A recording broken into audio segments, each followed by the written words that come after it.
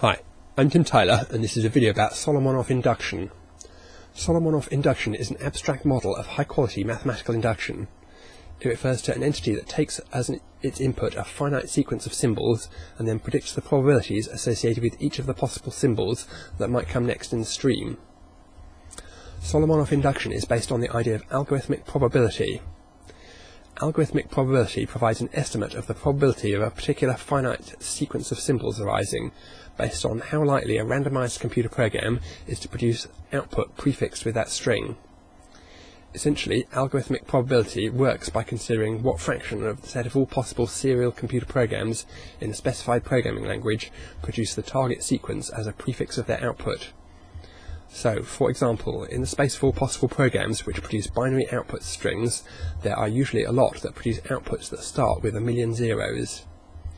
In English, 1,000,000 zeros is easy to describe. You can just say a million zeros. It is usually easy to represent in a computer program as well. You just have a loop that outputs the zero symbol inside it. Such highly compressible strings are common output prefixes in the space of all possible computer programs. The idea of calculating a fraction of an infinite set of programs may seem potentially problematical. However, if you consider the notion of random sampling from the space of possible programs and taking the limit as the number of samples tends towards infinity, it may start to seem a little more reasonable. Note that algorithmic probability is defined with respect to a programming language. Often this is assumed to be some kind of simple Turing machine. The language used is sometimes described as being a reference machine. If you can calculate the algorithmic probability of arbitrary sequences, then you can use that ability in order to make probabilistic forecasts. To calculate the probability of some particular symbol occurring next in a given stream, you would first calculate the algorithmic probability of the stream that you've seen so far, and then calculate the algorithmic probability of the stream with the candidate symbol appended. Once you have those figures, you can then use the maths of conditional probability to calculate the probabilities of that particular symbol occurring next. In this case, that involves dividing the probability of the longer sequence by the probability of the prefix of it that's already been observed. This process can then be iterated to produce longer range forecasts if required. Unfortunately, algorithmic probability and Solomonoff induction are both uncomputable. Attempts to calculate them directly have difficulties dealing with the infinite number of possible programs and tend to run into the halting problem. However, there are approximations of Solomonoff induction which are computable, for example, Levin's search.